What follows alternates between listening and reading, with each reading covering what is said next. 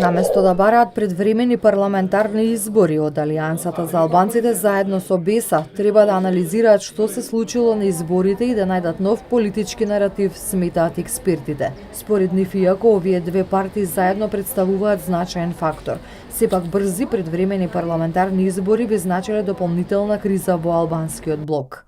Дуи покажува некаква консолидација на овие локални избори, меѓутоа таа не е многу значителна.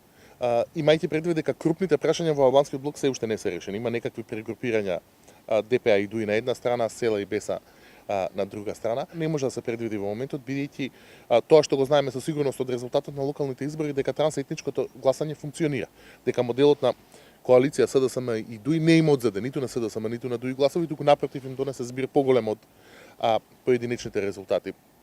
Во наредниот период, според аналитичарите, овие две нови партии најверојатно ќе се занимаваат со внатрешни реформи, при што, како што велат, не се исклучуваат и поделби.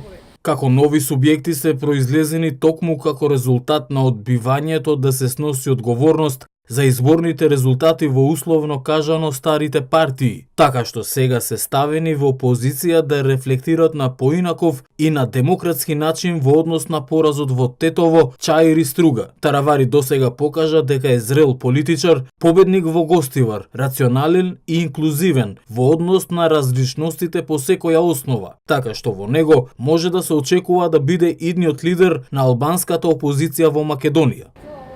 Нивниот заклучок е дека поднесувањето на одговорност ќе значи ново партиско раководство и нов пристап кон политичката реалност во Македонија.